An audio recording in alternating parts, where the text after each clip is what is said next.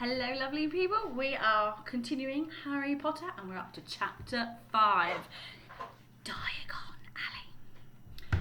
Harry woke early the next morning. Although he could tell it was daylight, he kept his eyes tightly shut. It was a dream, he told himself firmly. I dreamed a giant called Hagrid came to tell me I was going to a school for wizards. When I open my eyes, I'll be at home in my cupboard. There was suddenly a loud tapping noise. And there's Aunt Petunia knocking on the door, Harry thought, his heart sinking. But he still didn't open his eyes.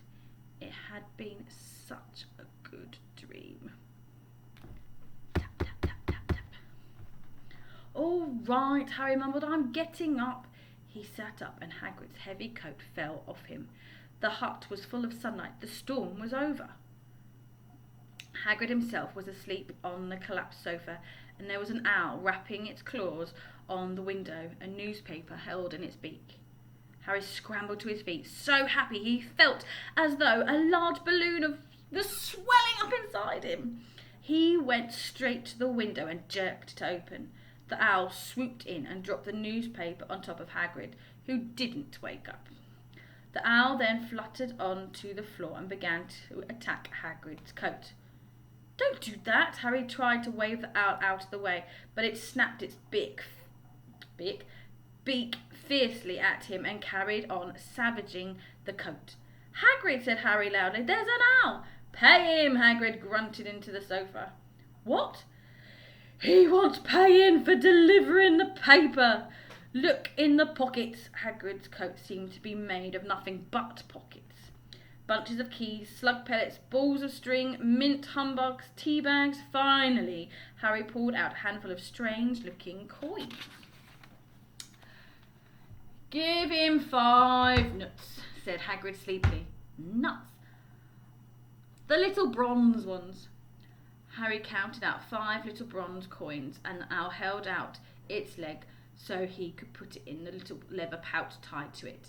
Then it flew off through the open window. Hagrid yawned loudly, sat up and stretched. Best be off, Harry. Lots to do today. Gotta get up to London and buy all your school stuff. Harry was turning over the wizard coins and looking at them. He had just thought of something which made him feel as though the happy balloons inside him might just have a puncture.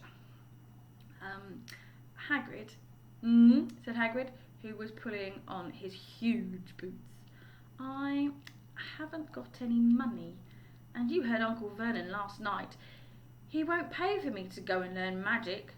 Don't worry about that, said Hagrid, standing up and scratching his head. Do you think your parents didn't leave you anything?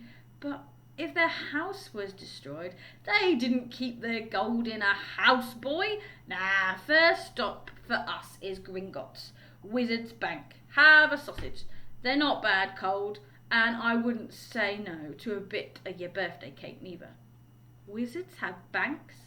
Just the one, Gringotts, run by goblins. Harry dropped the bit of sausage he was holding. Goblins? Yep. So you'd be mad to try and rob it. I'll tell you that. Never mess with goblins, Harry. Gringotts is the safest place in the world for anything you want to keep safe, except maybe Hogwarts. As a matter of fact, I got to visit Gringotts anyway. For Dumbledore, Hogwarts business. Hagrid drew himself up proudly. He usually gets me to do important stuff for him. Fetching you, getting things from Gringotts. Knows he can trust me. Got everything? Come on then. Harry followed Hagrid out onto the rock. The sky was quite clear now, and the sea gleamed in the sunlight.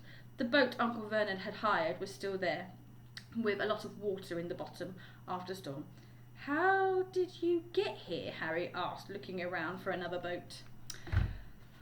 Flew, said Hagrid. Flew? Yeah, but we'll go back in this. Not supposed to use your magic now. I've got you. They settled down in the boat, Harry still staring at Hagrid, trying to imagine him flying.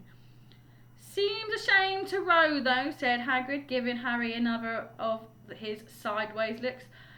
If I was to speed things up a bit, would you mind not mentioning it at Hogwarts? Of course not, said Harry, eager to see more magic. Hagrid pulled out the pink umbrella again, tapped it twice on the side of the boat, and then sped off towards land.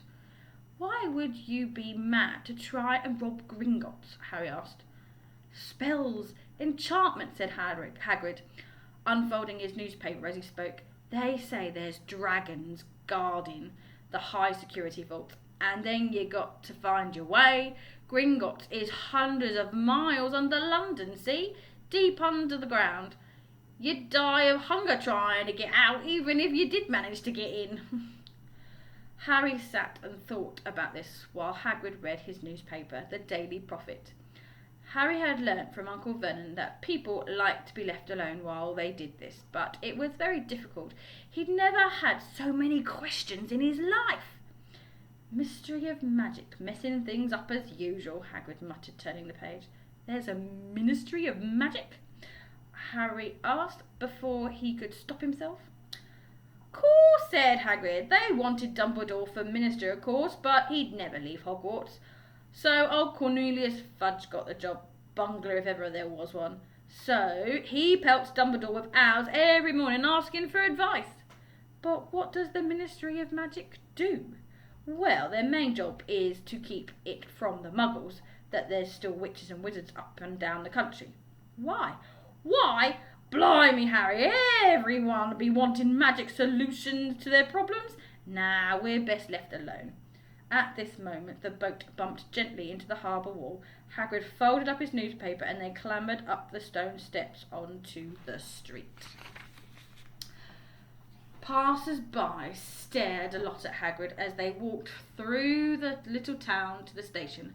Harry couldn't blame them. Not only was Hagrid twice as tall as everyone else, but he kept pointing to perfectly ordinary things like parking meters and saying loudly, "See that, Harry? Things these muggles dream up at." Hagrid, said Harry, panting a bit as he ran up to keep up. Did you say there were dragons at Gringotts? Well, so they say, said Hagrid. Crikey, I'd like a dragon. You'd like one? Wanted one ever since I was a kid. Here we go. They had reached the station. There was a train to London in 5 minutes' time. Hagrid, who didn't understand muggle money, as he called it, gave the notes to Harry so he could buy their tickets. People stared more than ever on the train. Hagrid took up 2 seats and sat knitting what looked like a canary yellow circus tent. Still, got your letter, Harry? He asked as he counted stitches. Harry took the parchment envelope out of his pocket. Good, said Hagrid. There's the list there with everything you need on it. Harry unfolded a second piece of paper he hadn't noticed the night before and read, Hogwarts School of Witchcraft and Wizardry. Uniform. First year students will require number 1, 3 sets of plain work robes, black.